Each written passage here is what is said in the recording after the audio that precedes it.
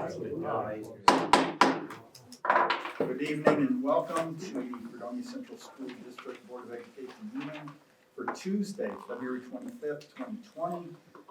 We start every meeting with a pledge to our flag. Everyone rise. I pledge allegiance to the flag of the United States of America and to the republic for which it stands, one nation, under God, indivisible, with liberty and justice for all.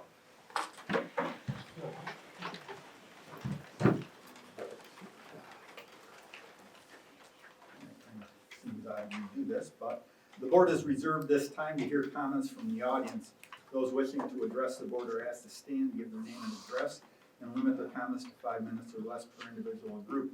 Concerns and comments during this session should be directly related to items listed on the proposed agenda for this meeting.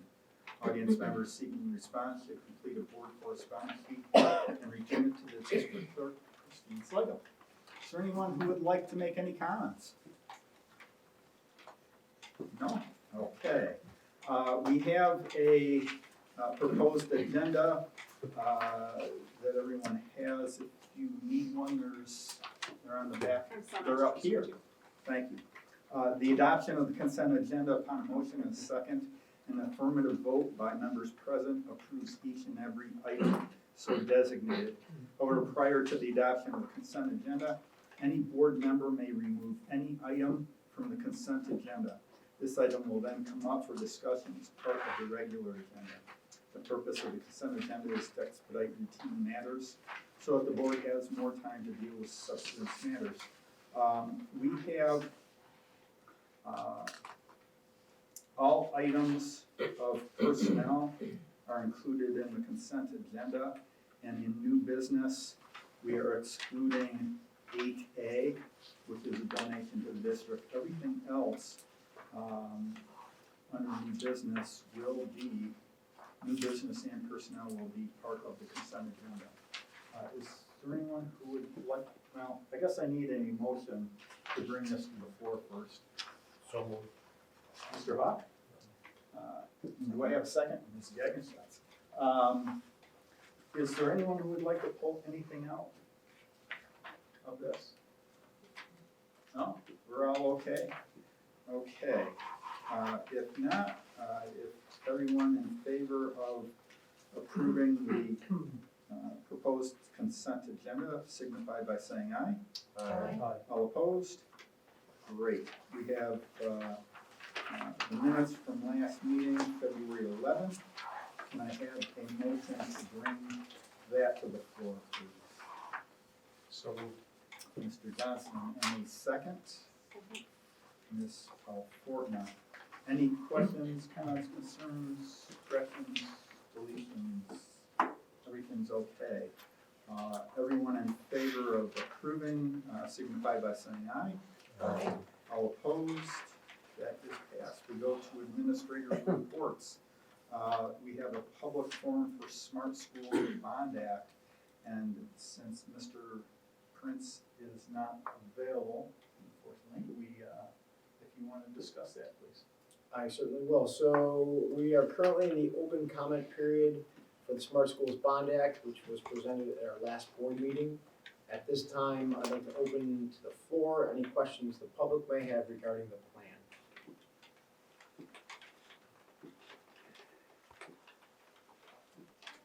This is a requirement.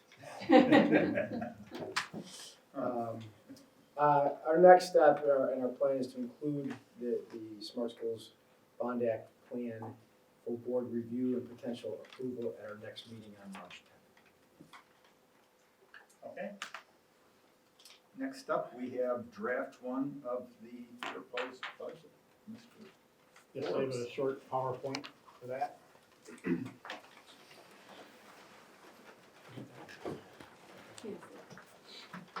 You should have had in your board packet the comparative sheet that the board had asked for last year, which goes back as far as 2015-16, comparing budget to actual expenditure. And the most right-hand column of that document is the proposal you'll see here in a minute. So we'll be updating that as we go through the next couple of months, so you have that information available to you. So tonight we're taking a first look at the proposed budget, recognizing that we're pretty early in the process, and as many of the board knows, at this point, I do have a lot of extras built in as we try to figure out estimates in different expenditure areas, and also whittle down the final cost for things that we feel we need in staffing and special ed and those kinds of things. So there are a number of unknowns in here for sure. We do not have any new staffing in this budget, so therefore we do not have any final staffing or benefits. We also have an estimated dollar figure for the FTA contract that is up this coming June, so we have to have a placeholder for that at this point because we haven't begun negotiations with them yet. We don't have the final tax cap calculation, although I believe we will have that within the next couple of weeks. We've been whittling that down pretty good. The holdup there is that New York State this year has allowed districts to put in a BOCES exclusion for the BOCES projects, and we're waiting to make sure that what we think we're doing is correct. But that's in the one that you'll see in a little bit in the presentation.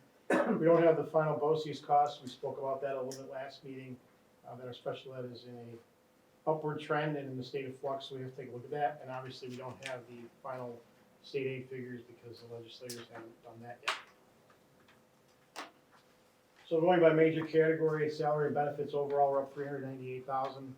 This does include an estimated salary for the FTA contract, as I mentioned.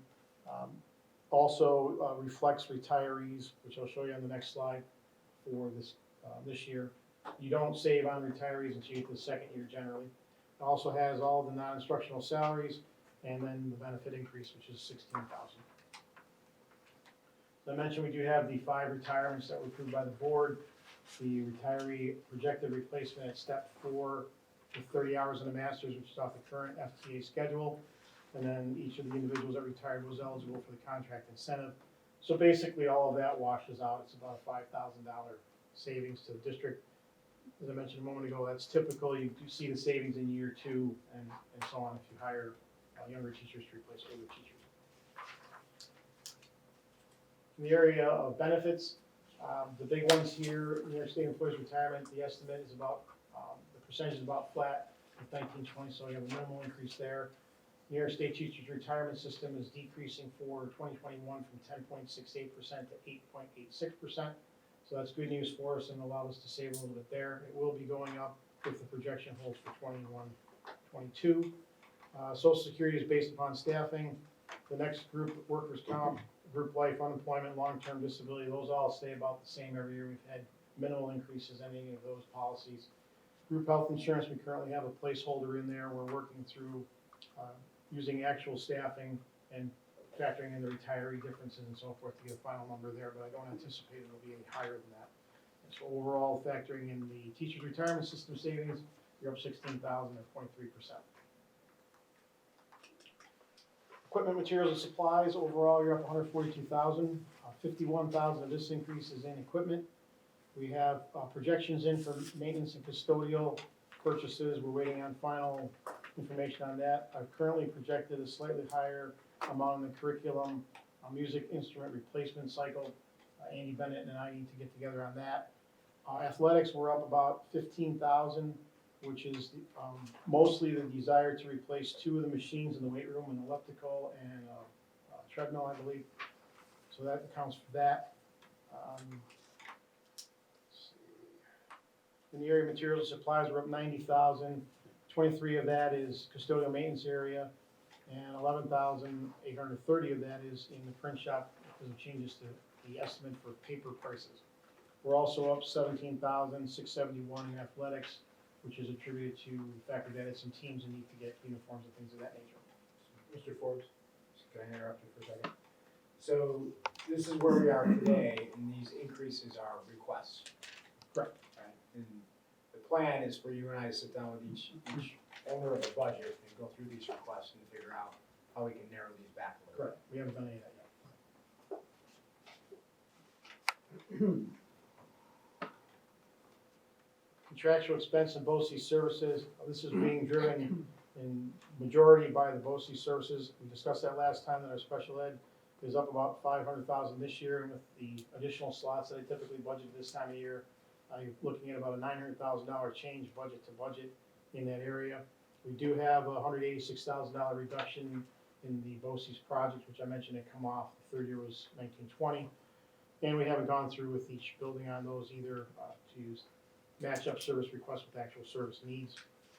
Contractual expense, we're up currently $42,000 on utilities. That's a placeholder so that we get a couple more months of actual to compare to last year. I can tell you that we're running about the same as we did last year in both electric and gas. Custodial maintenance, again, a placeholder is in there, 50,000. Our general liability insurance is up 6,900. And again, athletics, we're up $30,000 in the initial request from contractual, which does account for, among other things, some additional busing for the new teams. Debt service and interfund transfers, this is a projection for the bond that we'll be doing this spring for our $8.5 million project. The rates are favorable for that. I think I mentioned that last meeting as well. There is an offset on the revenue side because we would pick up additional building aid, so it's not a pure dollar for dollar increase there.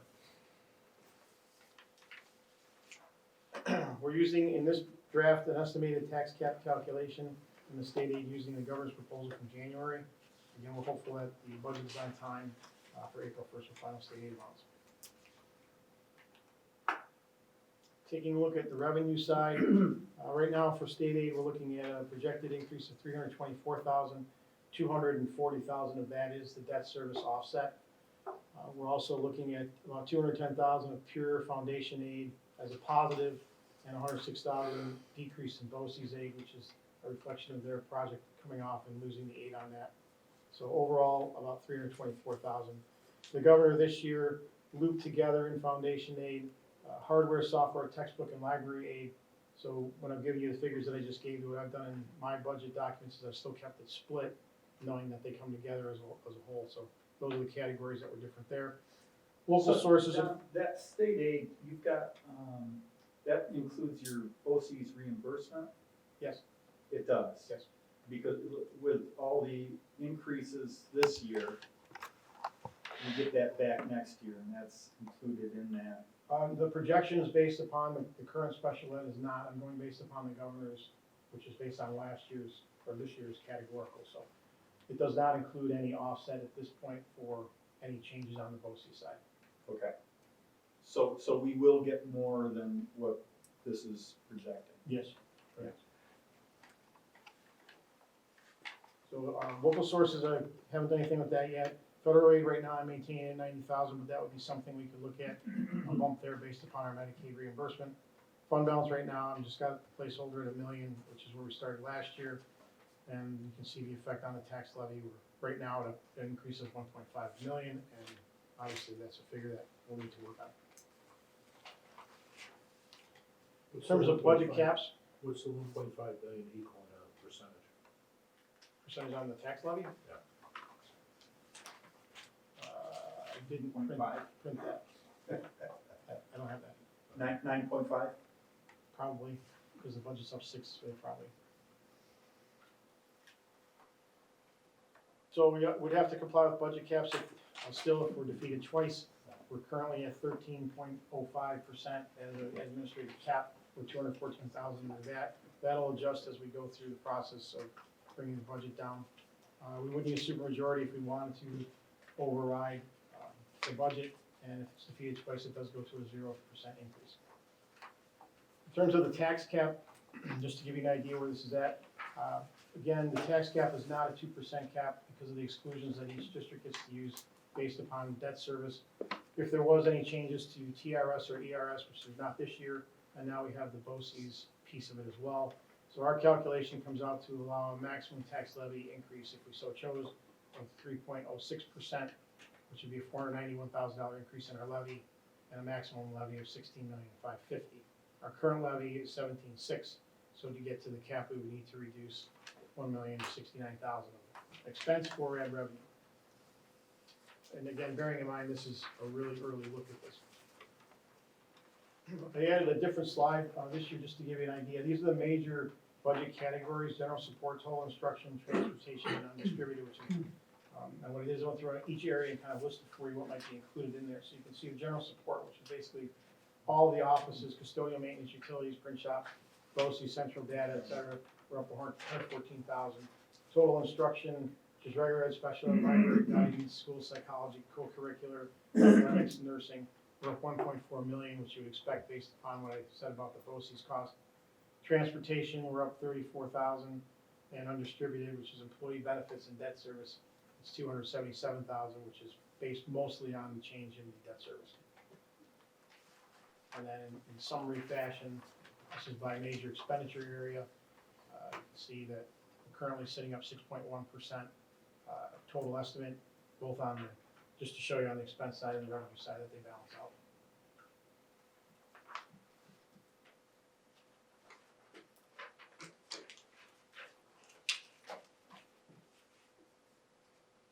You all set? Okay. Okay. Any questions? I just wanted to clarify, so Mr. Certisio asked a question, so we have requests in for material, equipment, athletics, all of those things which have to be evaluated. Correct. But this run does not include any requests for additional teachers or programming or anything on the instructional side, it's flat to, Staffing, correct, programming, there are different items that have been requested at the building levels that are part of their number. okay. Okay. But we could potentially see additional requests on the instructional side, which are not included in this.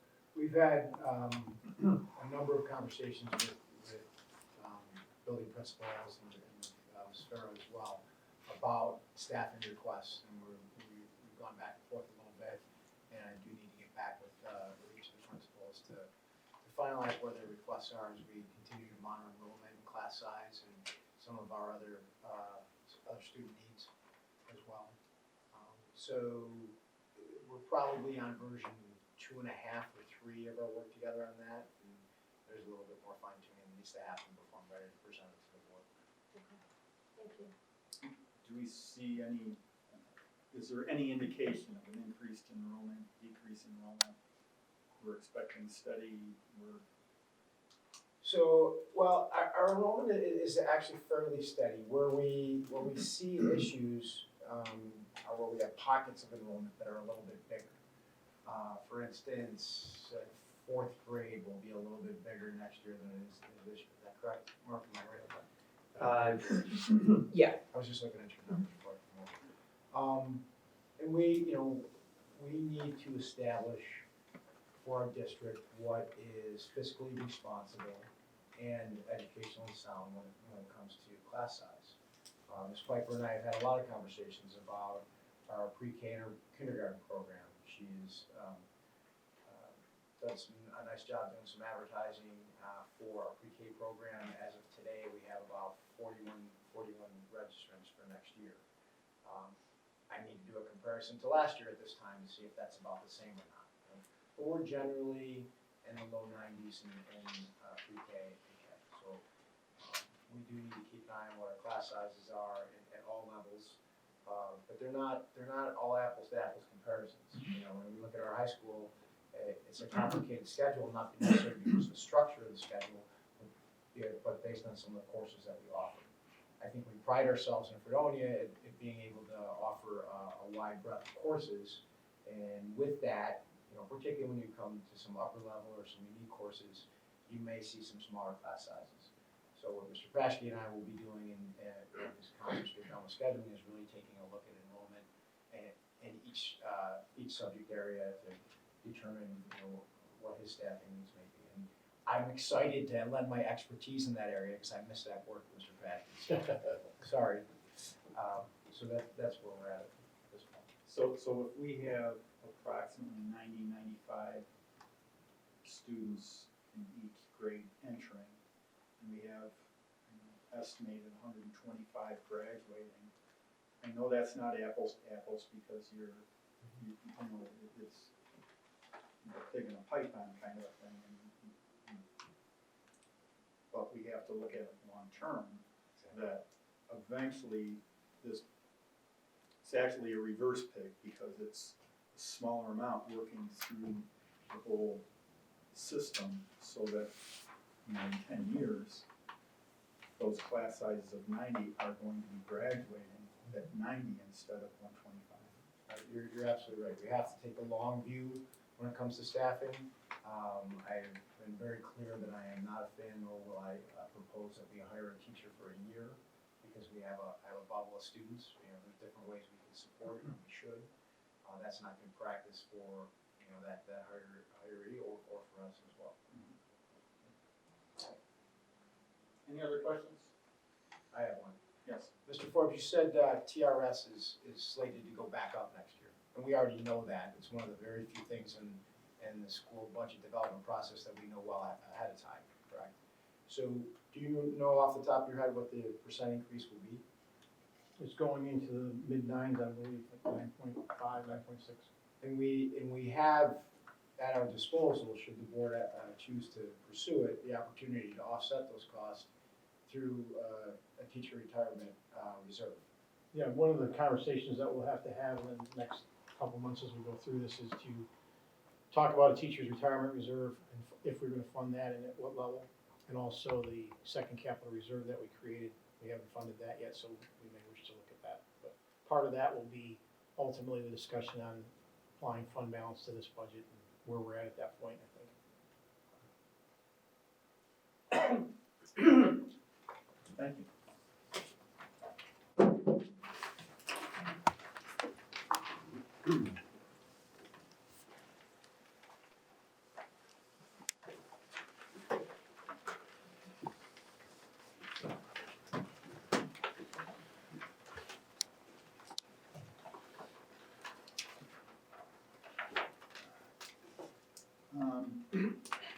Next up, Mr. Jambron.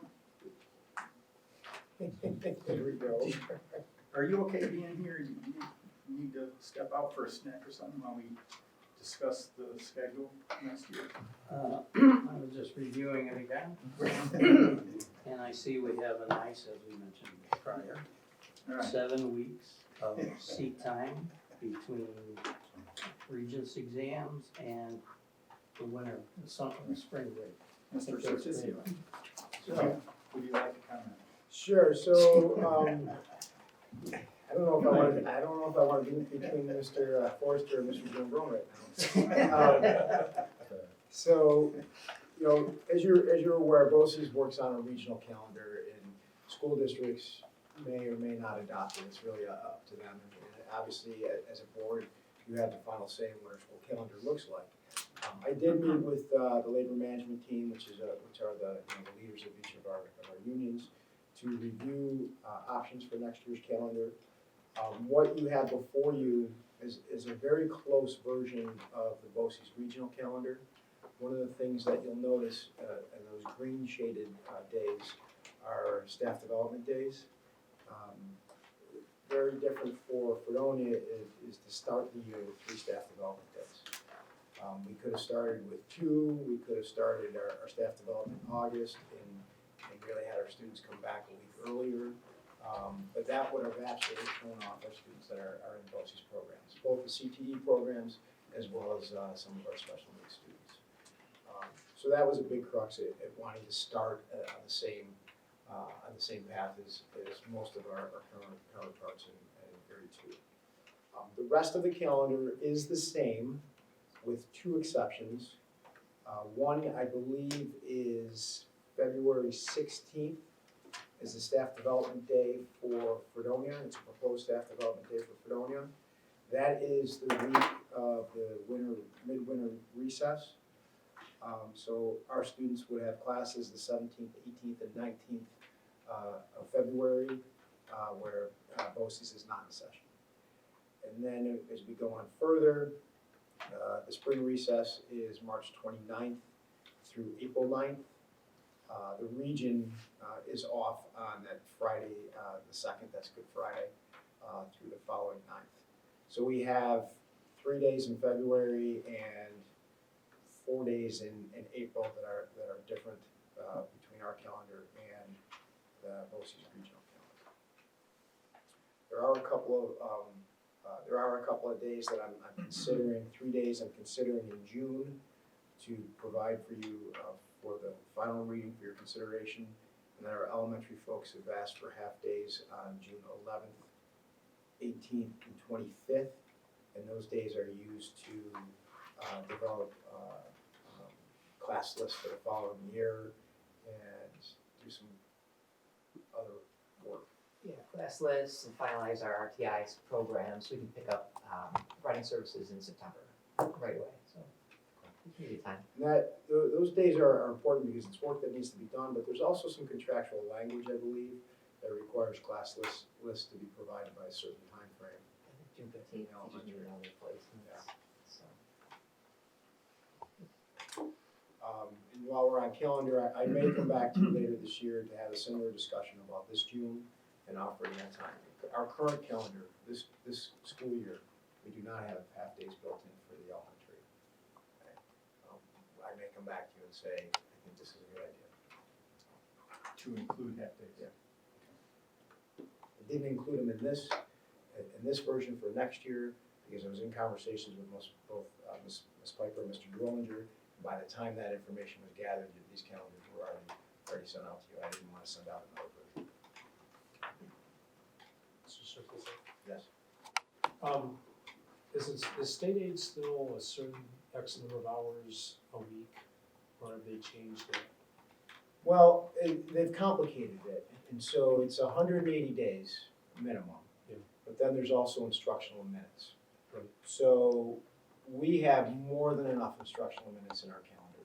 We would need to have a major, November type event for us to be concerned about the instructional minutes. The interesting thing is when we go through this exercise every year of putting in how many minutes are in the day, backing out minutes for lunch. I don't think we back out for recess and going through all this. And Joe does a great job with this type of work. And, if we only were held to those minutes, we could be done in the beginning of May. We're not gonna be done in the beginning of May for anybody in the audience that's excited about that. So it's 180 days and the overall instructional minutes. So they've changed it to total X number of hours per year seat time, because in the past it was like per week. It's like 27 hours per week. They did change that, thank you for jogging my memory, was that the per week made it really difficult on schools for some of the shorter weeks. Right. So if you had a Monday off, or I'm sorry, you had a Friday off, you couldn't use Thursday as a staff development day because you didn't have enough minutes in that week. So they did make that change, and it was a positive change. Right, so there's a lot more flexibility now. Yes. Okay. Any other questions?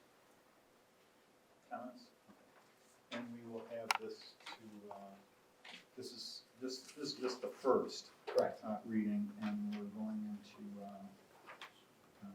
when will we get a final? We can have final at the next meeting if the board so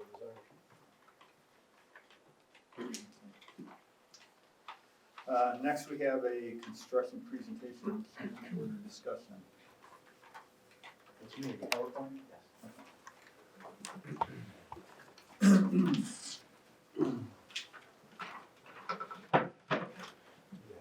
Please speak to. Yeah, we all got the memo. Not heard of it, but Yeah, it does.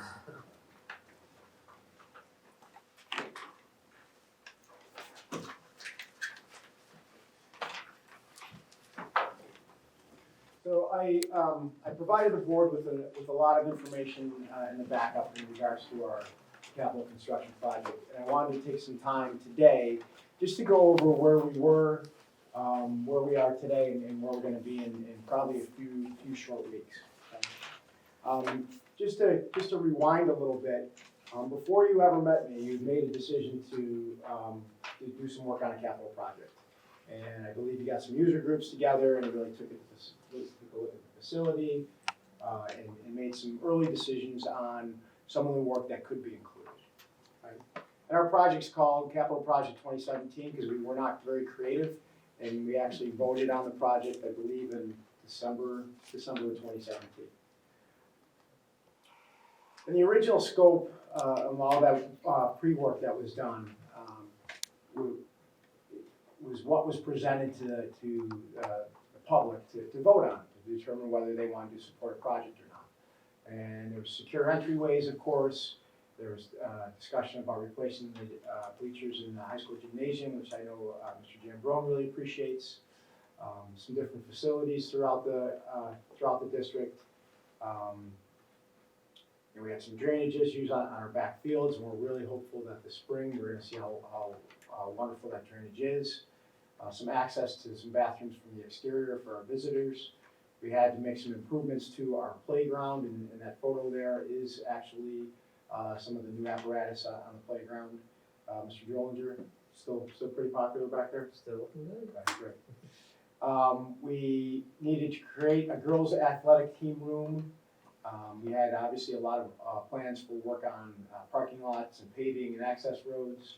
And then we had the exciting work about roof replacements and some electrical work and so on and so forth. I was very excited that electronic front sign was part of this because I always wanted one in my previous life, and I never got one. And here we have a great one, and I'm appreciative of Ms. Legel and her talents in making that thing really shine up today. And of course, the plan was to redesign the health office.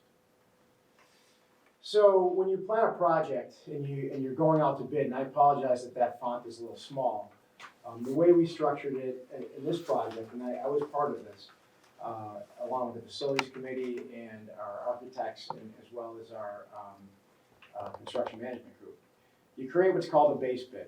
And a base bid means this is the least amount of work we're going to do for X number of dollars. And you hope when those bids come in that you get really good bids. Right? And in our work, we created the base bid, and then we created some alternates, work that we hope we can do. Okay? The base bid is really similar to the list that I just went over. There's a couple of additions in there that just didn't make the front slide.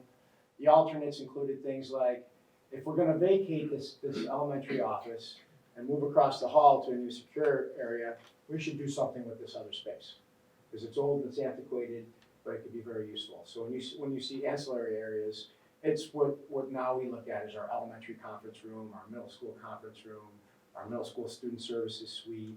We've got some other offices in the elementary, and of course in the high school, it's the whole high school student services suite. You've got some exterior work there in terms of the baseball backstops, the softball backstops, new scoreboard for both baseball and softball.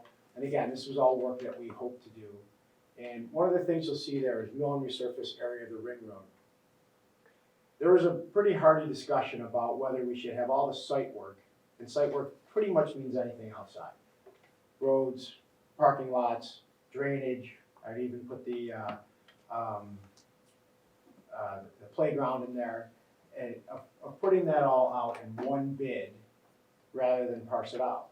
We decided to parse it out because in my mind, and it was supported by the folks who do this a lot more than I do, if someone's gonna bring all of their equipment and their people here to do some work, and there's a little bit more work to do, I want that little bit more work, and I'm probably gonna be aggressive on the price. We did get really good prices on our base bids to the point where we accepted all of our base bids and all of our alternates. So we got everything that we wanted. And there's two ways to look at this. We really nailed it with the bids. We got really lucky and got really good bids. And I think that's some of it. The other part of it is, and just to be fully transparent, maybe our original estimates were a little bit higher than we expected. And that can happen. And in this case, if they were a little bit higher, so be it, because in terms of our project, we were able to get everything in our must list and our want list. And as you're aware, we were able to do more than that as well. So once we allotted for all the base bid items and all the alternate items, we still had a pretty significant amount of funds that we need to make a decision about. You've seen a lot of change orders over the last several months, so there's more to come. And change orders at this point are items that are added to the project, added scope. Sometimes it's called scope creep, because you're doing more. And the question becomes, do you do these things simply because you have the money, or do you do these things because they are really things that need to be done? And in my mind, the things that we added to the project, beyond the base bid, beyond the alternates, were still needs. We started out way back when, what's our list of needs? what's our A list of needs, what's our B list of needs, and what are a couple of wants here and there. When you look at the items added to the project, so there are a number of different areas that we replaced the carpet. You know, district office, for example. That carpet got destroyed in the construction that was done in there. And there were huge holes that were gonna be left. Did that need to be replaced? Being the one that works in there an awful lot, I'm gonna say yes. Okay. But also our intermediate library, that carpet hadn't been replaced in quite some time. It was stained, it was old, it was worn. We realized, working with our user groups, in this case, the high school, we didn't allot for enough mailboxes. So, you know, that was an add-on, but we needed it. Our team rooms, the way they were designed, there wasn't a door to close them. Okay, that's a miss. But you know, our coaches were great about saying this is what we needed here. In the ball fields, the plan was to replace the backstops. And when our installer was here, he said, "You're replacing these backstops, but you're leaving these old fences." I'm going to call that a miss as well. It doesn't make sense to replace the backstop, but not replace the fence. And it's kind of when you remodel your own home, and you think this example was shared with me earlier today, you think this is the worst thing in the room, and you're gonna replace it, and you do, and now something else looks worse, and you're gonna wanna fix that, and that, and so on. I did not say that as eloquently as I heard it earlier today, but I'll move on. So the new fire alarm panel, and this one's interesting. When our electricians got to campus, they started to look at our fire alarm panel. This was about a $19,000 item. This was significant. And we were at max capacity. So we couldn't add anything more to it, and it was to the point where it was becoming antiquated. So we did make a decision at that point to let's keep this building as safe as we can and upgrade that the capacity and the innards on that panel. We made some pretty drastic renovations to our pool locker rooms. We pulled out all the old lockers, put brand new lockers in, put new benches in, and we had the opportunity to offer our students some privacy in that area, and we added changing rooms. With the repopulation of Wheelock, we determined that the PA system was no longer really viable, so that needed to be upgraded. We were lucky that we were able to include that in this project. We added the event entry signage that you'll see over the old high school entryway. We had to make some changes to the guidance suite and some of the conference space in that area to repurpose Darren's old office and the old assistant principal office. We did add in trophy cases across from the cafeteria. We're currently renovating the life skills room, which was much needed, and again, I'm grateful we were able to include that. And then we've also, and some of these are change orders, pending change orders, agreed to replace the wall pads that are in need of replacing in the elementary activity room. So that's all additional scope beyond the base bid and the alternates. And when I look at that list, the way I look at it is these are still needs. You know, these are still needs. Some of these needs were generated by some other work that was done, but we have to have a working PA at Wheelock. We know that. You know, did we need new trophy cases? You know what? That's probably more of a want. Okay? But I'm really excited to see what they look like when they're done and what we'll be able to do in that greater space outside the gym and the auditorium. So, and I thank Ms. Slagle for her photography skills as we go through this. On the left side is one of the pool locker rooms, and you'll see obviously you see the lockers, and you can see the benches. But when you look on the floor there and you see that different colored tile, prior to this renovation, each of those sections were a bank of lockers, probably, I don't know, 6 feet high, 7 feet high. So the visual lines in that area were really subpar. And we had enough lockers in there, I think, for every child in the district to have their own locker in each of those swim sides. So we reduced the number of lockers, we were able to put the changing stations in, and it's a much nicer space. The right-hand side is the girls' team room. The girls did not have a team room. We had one team room, and we went back and forth on whether we renovate one team room for both genders or whether we have 2 team rooms. And we made the decision really to make sure we were on the right side of the Title IX to have 2 team rooms. The boys' team room is slightly different. The lockers are the same, but the coach that primarily uses that asked to not have those benches installed, so we did not. They're both really, really nice spaces.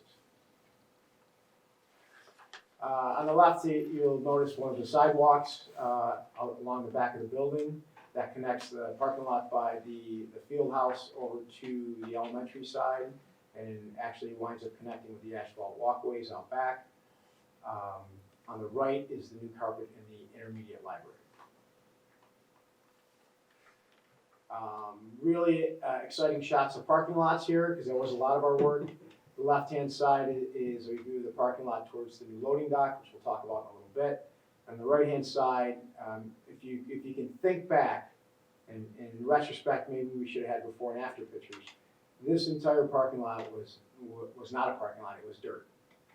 And it was dirt from about the point where Christine took this picture all the way back. So we did make some major renovations there. And before I forget to say it, thank you, Mr. Hawk, for the recommendation to add some lighting back there. Mr. Forbes has been in contact with National Grid, and we're just waiting for that install, but it's on its way.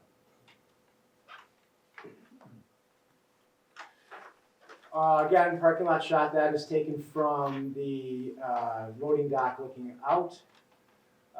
And on the right, again, same vantage point, just some more added spaces there.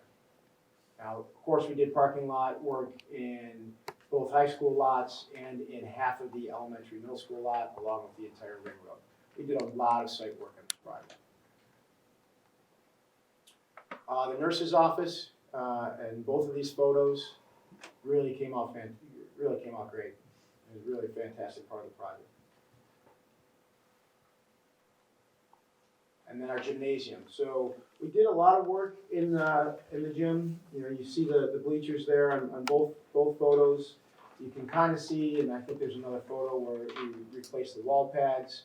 And you can also see the overhead curtain. And you heard me talk about the overhead curtain before, because we had to go through some revisions there, and there was a change order in regards to that, in order to have it installed the way that we needed it installed, to make sure we had enough height, particularly for our volleyball team, and the right functionality for all the folks who use that.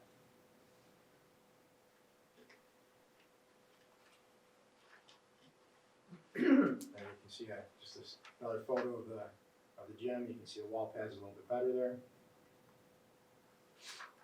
The electronic sign out front, the plan around the base there is to plant some foliage. I don't really think we've decided what yet, but I'm sure our crew wants it to be low maintenance, and I don't blame them. I want it to look as sharp as it does right now all throughout the year. The right-hand side, this is kind of interesting. This is the new student services suite. And if you can imagine that corner of that orange wall there, there was a wall coming right from that corner straight out to the front of that photograph. So the original design was that the left-hand side would be one very long office, probably from me to the wall away, for one person. The right-hand side would be 3 offices with no gathering point. So when you see that there's revisions to middle school student services, it's because we decided if we're going to do this, we need to do it right. And we eliminated the wall that I described to open up an actual suite. So we shortened the office that's currently occupied by Ms. Balhamis, our middle school assistant principal. Create an area, a staging area, if you will. So when you've heard me talk about staging areas before, when kids need to see a counselor, they shouldn't be standing in the hallway. There should at least be a place for them to sit and wait. And so off to the left now, you see one beanbag chair there. There's actually 4. There's some other things over there. We've actually created a very useful, much more user-friendly space. And we have, if you look straight back in that photo, you can actually see Kat Byer sitting in her desk. And that desk is an interesting story, because that was the desk that was originally installed in the high school student services suite. And when it was installed, the user, Ms. Forbes, said, "I'm facing the wrong direction.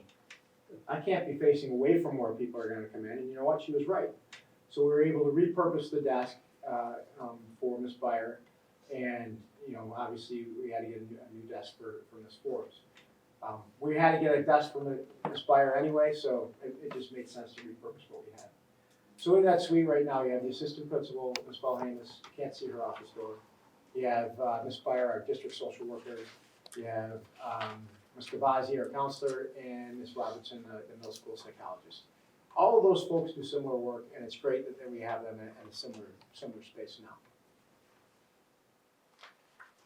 Let me go back too, because when I talk about ancillary areas and what we did with them, here's a great example of how we use some space that we picked up by moving the main office across the hall.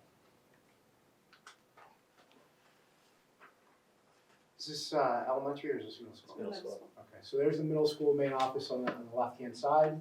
Ms. Troutman's office is behind those two windows. We have two areas for our clerical help. On the right-hand side is the secure entry transaction window. We did have a lot of back and forth with our architects on what we wanted there, and ultimately I think this is just an outstanding design. It's the safest design, but it also allows people-to-people contact. And to give you a reminder, their original plan was to communicate via intercom, even though we'd be standing across from each other. So if you haven't entered through one of those areas, the sound travels very, very freely. I'm very, very happy with the functionality, the friendliness, if you will, and the design overall. This is the secure entry on the left at the high school. Very similar. You can't see the transaction window there, but the door into the office is on the left-hand side, and then those doors, which you all probably came in through tonight, are on the right-hand side. And then this is the corrected desk in the high school student services office. Those the shelving on the exterior wall there. Right now it's being used for some storage, but that's eventually going to be student workstations. So we have a place for students who can work on scholarships and job searches and college applications and whatnot. So there's a number of different ways that we cover costs in a project, and I just wanted to make sure we had this conversation together. Within each contract, there's money that's set aside for an allowance. So if we have a contract for $100,000, built into that $100,000, and I'm just using easy numbers, is $10,000 of allowances. And so that means they're going to do the work for $90,000. But if there's some incidental things that need to be taken care of, there's some funds that are available to address those issues. For instance, if you open up a wall and you realize, or to peel up a floor and realize we've got to do some asbestos abatement, which has to be done, there's money set aside already to take care of that. So that doesn't show up as a change order, but it is tracked by our management group to make sure the allowances are utilized appropriately. Any allowances that aren't used at the end of the project come back to the district. Okay. You know, change orders cover necessary additional expenses beyond the original contract. Change orders can get a bad name too, because sometimes you have a change order because there's a mistake made, and we've had some of those. And there is a threshold of acceptability of mistakes in any type of project, whether you're doing it or you're having a professional do it. Sometimes mistakes made. There's other change orders that are because we've asked for additional work to be done, and that's what I explained earlier. You know, some of those other needs that we were able to take care of in this project. And so, I mean, sometimes they're necessary. And, an example here, although it's not a change order, a change that we made, if you've utilized these new restrooms in the high school lobby, by the auditorium, you'll notice there's a different deadbolt on it now, so people in the exterior know if it's occupied or unoccupied. Rather than just wondering and shaking on the door handle or knocking, there's a visual component now that shows that it's in use. And sometimes when people get into space, and we can use that example of the desk, that's when the realization is, this isn't exactly how we need it. And the last major project in our district was in 2000. So if we're going to go out another 17, 18 years, 20 years, which probably won't be that long, then the things that we do now, we have to make sure are right. And to break down the change orders just as a percent, added scope, we did have 19 items that are considered added scope. Some of them were little things like the doors in the team room. Some of them were, a little bit bigger things like the fire panel that I mentioned earlier. Unknown conditions means we open up a wall, and right here is an example. They opened up a wall in this area and realized there was a support beam that they had no way of knowing was there. So the option was move the support beam, which is fraught with danger and really expensive, or redesign this area. So we had to redesign that area. And then the other one is error in design. And we could talk about some of the original designs for the transaction windows as being an error for what we wanted versus what they had planned for.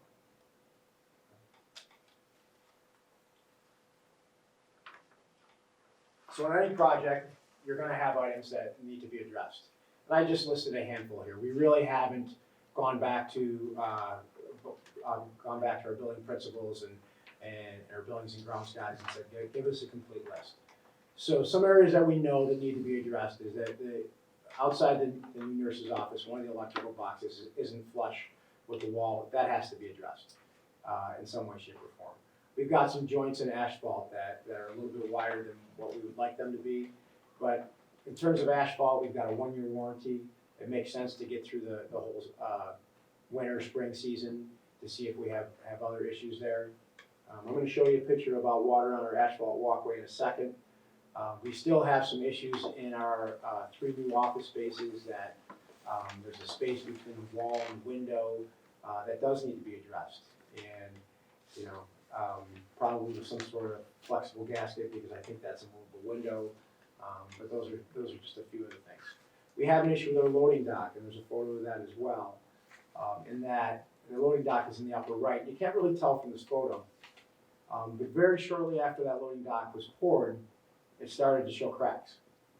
And we went round and round with our architect and our management group about the cracks.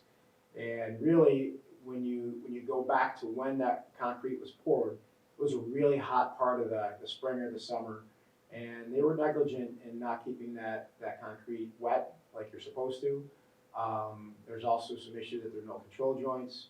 And so we have notified the folks that work for us that that's unacceptable. There has been a failure notice sent to the contractor, and our plan is to have them remove it and replace it and do it right. The other 2 photos there are taken from, the one on the left is taken from Route 60 looking towards our high school baseball field. And the one on the right is the exact opposite. And what you'll see is you see some ice there. The snow I'm not so concerned about, but the ice. The ice is because in that section of the walkway, it's a natural water flow from where those pine trees are down the way. And there was no plan to allot for that. There's no drainage included. And waiting on prices on this. At this point, I'm told there's 3 options here. We could leave it as is. We could take out the asphalt from essentially on that right picture, from essentially where that right picture starts, all the way up to the gate. And if you can see that white car in the back, that's where I parked. And just leave it as stone, which is what it was before, and the water will flow naturally through the stone. Or we can pull it up and install drainage. There's a couple of issues here. One, there was no plan, there was no drawn plan for this section of asphalt. The plan that was given to our management group and then to the contractor simply had an arrow saying, take the asphalt up to the gate. So we're gonna, when I get those numbers back, I'll certainly talk with the facilities committee or maybe the board and Centauri, whatever your pleasure is, about what our options are. That's the area for the trophy cases. They should be in, well, the millwork for the life skills room came in today, and that millwork for the trophy cases is to follow, so maybe in another 2 weeks or so. Okay, again, this just goes on with some of the other information I shared with you. And, you know, there will be, for your consideration, additional change orders. For instance, you have not seen one yet for flooring in the life skills room. Week of March 2nd, from what I found out today, is way too aggressive of a timeline. It's gonna be a little bit later than that. I've talked with the coaches and with Greg Lauer about adding canopies to our backstops, which would prevent foul balls from coming backwards and potentially hitting a spectator. That would happen in the spring, again, depending on the weather. Window shades, Mr. Droman, did you get window shades? I didn't purchase. You got window shades, I did. and Ms. Troutman got window shades, and the superintendent has not gotten his window shades. Let me tell you, they are nice. They are really nice, and they should be nice, you have a brand new space, so, and that should have been included early on. That's not a big ticket item at all. We found out that our pool diving board is not compliant with the regulations, and there's some functionality that's really missing. That moved up on the list of needs in this project. The pool scoreboard was originally on the list, and that was moved a little bit further down, and really will only address that if there are funds at the end of the project, and the board chooses to pursue that. The benches and the dugouts in the soccer fields are a simple purchase off a state contract, and then we need to purchase some furniture and appliances for our new spaces and for the life skills room. We do have an issue. Let me ask this question in very public. How's the heating in your office? Good? It's Good. Excellent. Thank you. great, So, we do need to talk about that. yes. Some of the major work that was done was to change the HVAC systems in the district office and the high school student services office, as well as the new spaces. The heat in district office is not acceptable. And we are very lucky that we've had an incredibly warm winter. If we had a typical February, we'd have a lot of space heaters and sweaters going on in there. They have done a lot of work examining what's going on with the system that's installed, why the heat temperature at the ceiling is 78 degrees, but it's 58 degrees at, I was gonna say a normal height person, but my height person, and why there's such a disparity there. And what they've determined is that areas in the building that have both systems, meaning coming from the ceiling and the fin tube, which is on the wall, have the best balance of heat. So they want to add fin tube to district office. This is an area only for district office where there's money in the allowance to cover the expense. And it's about $9,300 for district office. And student services is very similar. The cost on that is about $25,000. We have three options here. I really think we only have one option, but I'll present all three to you. Is that we do nothing and leave it as it is. But again, this is a long-term project. If you're going to do it right. We fix it as designed, or we go back to our architect and say, this was a design flaw. Even though you're well within your threshold, we want you to pay for this. That's not going to go well. I can tell you that. That would probably incur. We would probably have to get litigious in order to make that happen. And I really don't see a positive outcome. But I just wanted to present that to you to let you know some of the different things that we had to look at. And your office is on their list, but I have not heard any issues about heat from your office. And times I've been in there, I haven't noticed anything either. So you and I can have a conversation. I was just totally picking on you. It fluctuates, but it's pretty good. I think it's better than it is at some of the other places. So we've talked a lot about future planning, and let's really develop a long-term plan, not only for a future capital project, but also our capital outlay project. This is an area where I'm going to speak for the facilities committee and Mr. Forbes, that we're really excited about the presentation that Young and Wright did for us in the interview process. and what product they develop, because they're going to be a big partner in developing a long-term presentation. Two of their staff members are on our campuses today, taking a look at different things, and they are working on a presentation that most likely will happen on March 10th as one of their first presentations to our board. Okay? They looked at the Main Street campus, they looked at Wheelock, and they took a look at our athletic facilities as well.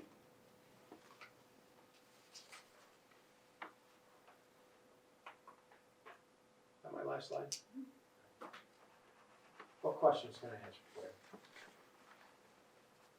Not only about the presentation, but about any of the materials that I provided. Questions? What's the anticipated completion on this? What's the anticipated completion? Yes. So, Well, I thought the major things that we needed our construction management group for would be completed maybe as early as March 5th to 10th, okay? Which is, pretty aggressive considering today's the 25th. However, I did find out today we're gonna have to do some abatement in that room, and that's gonna push us back at least 10 days. My hope now, and I'm gonna find out more tomorrow morning, Mr. Jambro, my hope is that we're done by the end of March at the latest. pretty good. If I could just piggyback on that too, the original financial piece was to have the aid begin flowing in June. And in order to do that, you'd really need to have the project wrapped up by, say, June 10th or so, to allow us time to do the final cost reports and get that in to the state, so. It won't, you'll get the same aid flow, it'll just be a different order than what we planned on if we can't make that done. Thank you. Okay. So just a final note, I want to thank Mr. Hawk and Mr. Jambro and Mr.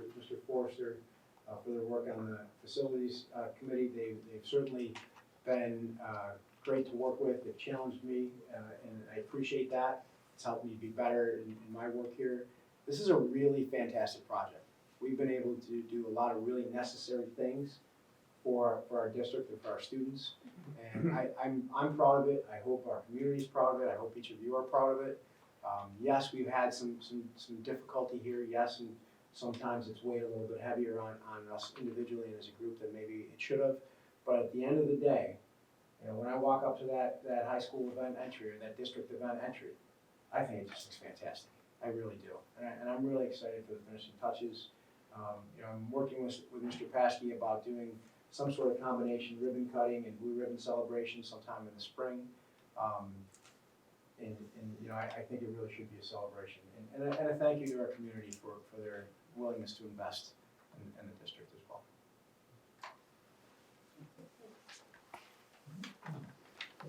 And also, thank you for all your work and time and effort that you put into this. Done a lot of work. And actually, I'm just looking forward to placement of soccer trophies on our new trophy case. We get to pick the case of those opportunities. Thank you. Thank you.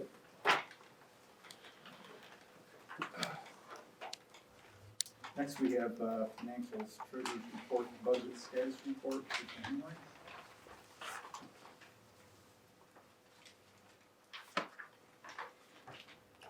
Oh, just change it up, so.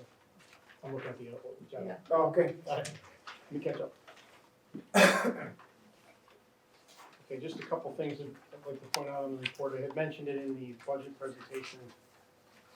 On page 2 of the budget status report, I did take a look at the natural gas and electric services with the model there to see how we're tracking. We're actually almost exactly the same in the area of electric, about $1,000 difference.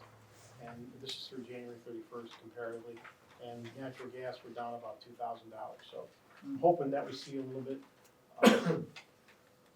increase in that difference as we get into the February billing based upon how nice January was.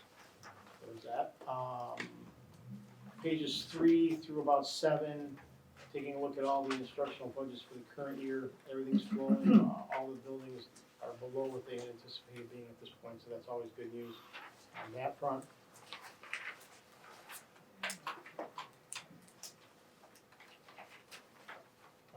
Page 8 of the report, it does not reflect yet the high cost BOCES that I mentioned for special education because those bills were paid in February. I just wanted to point that out as part of that coding. And it's about $500,000 that we're gonna be up for this year so far. And then finally on page 11, state retirement, I think I mentioned this last time, but I wanna make sure in case I hadn't. State retirement for employees, we've got the final figure in there, so we're down about 14,000 from what we had budgeted, and we had anticipated a little bit of a balance there. Also, teachers' retirement, we're down about 47,000, so we're on that one as well, which again is something that we anticipated. And a little bit farther down the line, I don't think I had mentioned previously the debt service payments that we had made in December, which is interest on our projects. We pay interest in December, and the second interest payment and principal in June of each year.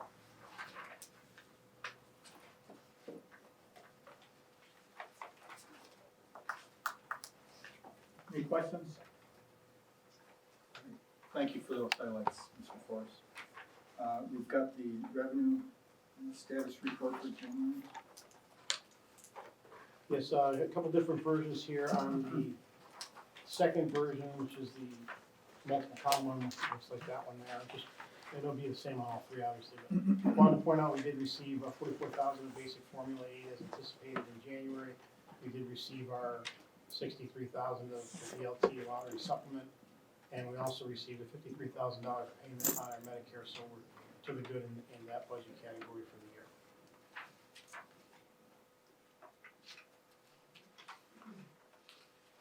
Any questions? And then the treasury's report for January. Yeah, not really a lot to say on these. Again, it's the bank reconciliations for the district. These were completed by our new employee, Kim, and I've gone through them and everything's in order. No surprises there, so. Good find. She's doing a good job so far. Okay. Need a motion to approve the treasurer's report. Any questions, first of all? No? If I could have a motion to approve that treasurer's report. Ms. Yagenschatz, and a second? Ms. Powell, Ford, no. All those in favor signify by saying aye. Aye. All opposed? Thank you. Then we have the approval of a donation to the district. Could I have a motion to bring that to the floor, please? Ms. Yagenschatz and Ms. Powell Fortman is a second. Any questions on that? No questions, comment? Yeah, Yeah, we're just very, very grateful to Dr. Howard, the pastor of the Fredonia Baptist Church, for donating an electronic keyboard. And working with our music department, they indicated that, well, this will prevent them having another keyboard from place to place, which obviously runs into some opportunities for damage and wear and tear. So really appreciate Dr. Howard and his donation. Great. All those in favor signify by saying aye. Aye. All opposed? Thank you very much, Mr. Howard. Dr. Howard. The board has reserved this time to hear comments from the audience. Those wishing to address the board are asked to stand, give their name and address, and limit their comments to 5 minutes or less per individual group. Audience members seeking a response will complete a board correspondence sheet and return it to the district clerk, Christine Slagle. Is there anyone who would like to address the board at this time on any issue, not particular the agenda items? Okay, we'll close that up. The next regular Board of Education will be held Tuesday, March 10th, 6 o'clock right here. There is a BOCES annual meeting on Wednesday, April 1st at the BOCES Career Education Center in Angola at 7:30. Social hour at 6 o'clock to 7:30 before. The board members who plan to attend should notify Ms. Slagle by Friday, March 20th. The Board of Education has received a nomination for the Wall of Honor to be considered for approval by the appropriate board committee.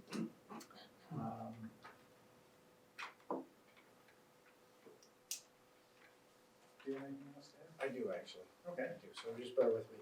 I wish Mr. Paschke was here. I just wanted to thank him for his work in meeting with his instructional leaders. We have the opportunity to host the BOCES summer school program here this year. Brockton is typically their host site, but they're under construction. So I asked Mr. Paschke to meet with his folks and make sure they understood, about that this may be a bit of a disruption during the summer months, but certainly a benefit to our students. Darren was very clear that he thought more of our students would attend if we hosted, so we are going to move forward with that. Ms. Piper and Mrs. Troutman are in Albany. They're attending a state ed conference related to our middle school's performance as it relates to ESSA. Our middle school has been identified as a target school for our ESL student performance. Right? That means our ESL students have not performed well enough on state assessments, and Ms. Piper and Ms. Troutman are there learning about what we need to do moving forward to satisfy state ed and ESSA, but more importantly, how we can better serve those students. I've been holding off on a presentation on this until after this conference. Not only can we present to you the issue, but also the potential solutions. So that will come in the next one of the next couple of meetings.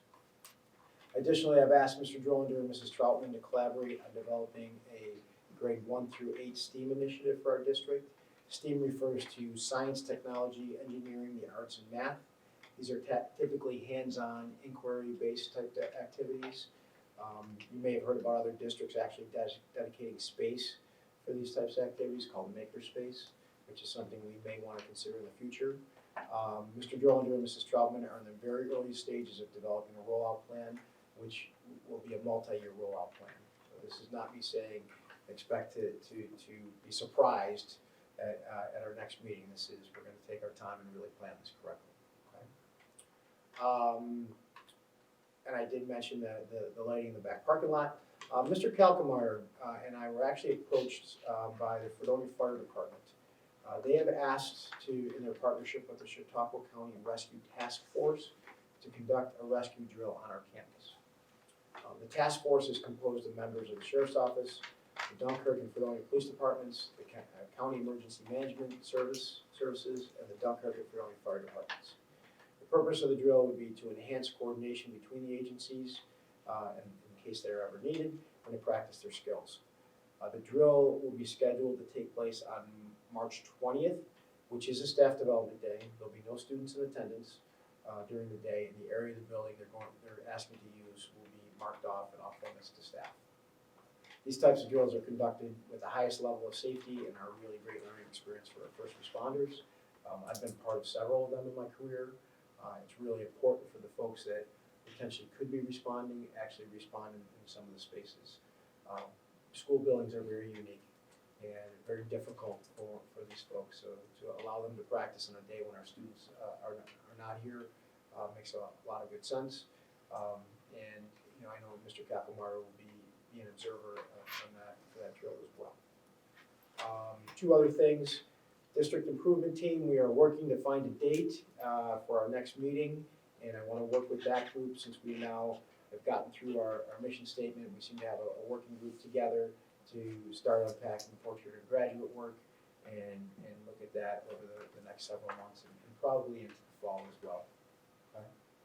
Finally, Sunday through Tuesday, I will be in Albany at a superintendent's conference. A group in our area has appointments scheduled to meet with Assemblyman Goodell and Senator Borrello. I look forward to talking with both of these representatives about what is important for our district, including talking with them about a conference that Mr. Forbes and I were at yesterday about foundation aid and how it's calculated and how they are holding back money from our district and others as well. That'll be a big push in our discussion.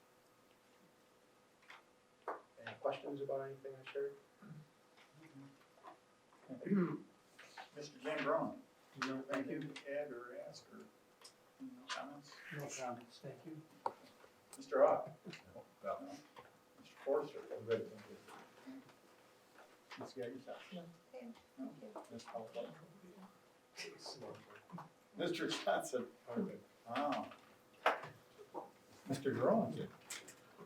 Next week is Dr. Seuss's birthday, and it just so happens to fall on National Read Across America Day. So next week we'll be doing some, although we always focus on literacy, we'll be doing some extra push to read in the classroom and do some school-wide activities, so that'll be next week. Day is that? Monday, Is that when I'm going to, we'll have to read? Yeah. probably. Is that Monday? No, you're going. No, I'm not here No, Monday. It's the Friday. 6th. Yes. Friday. So it's all, it's Here an whatever all day week that thing is. at Wheelock, we're just doing it, so. Got it. You're here whenever day that Okay, thank you. is. It's on your calendar. Skype in. I can make that happen. Mr. Forbes? Ms. Farrell? No? Ms. Slayton? I do have something. I wanted to share with the board an exciting partnership that I've been approached about. As you know, I do the Fredonia Forum newsletter in collaboration with our staff. And I was approached by Natalie Gerber, Dr. Natalie Gerber from SUNY Fredonia. She's an English professor. And she praised our publication, but she also offered her and her students services in copy editing and proofreading the newsletter prior to its publication. This is a great opportunity for us to be partners, as we try all the time to make partnerships with other groups. But it's a great opportunity for me as well to learn through the students. She did ask me to come and meet with the students and kind of present what the district would be looking for in terms of a plan for copy editing. So the plan is by the fall to have a system in place where we have our timelines worked out, and I send my final draft of the newsletter to her class, and then they do their final project on copy editing the newsletter, and then they send that back to us for final review, and it really is just a win-win for everybody, and I think it's going to make our publications better. It's going to make me better, and so I'm really excited about it. Okay. Just one comment. I'm very pleased that you, Mr. Tissio, and Mr. Drowser, and Mr. Paskey all got the memo for the light gray identical suit today. The only thing missing, someone's haircuts right That's a big ask. It's my birthday, I'm feeling a little something, just, hold on to this hair. Well, thank you. Shoes are The board, we anticipate to enter into executive session to discuss a personnel matter, and we will enter into executive session. Our meeting will essentially be over. We will return from executive session, enter into public session just to adjourn. But I will need a motion to enter into executive session. So. Mr. Hart, a second? Second. Mr. Johnson, thank you. So we are in executive session at 7:19. Thank you, everyone.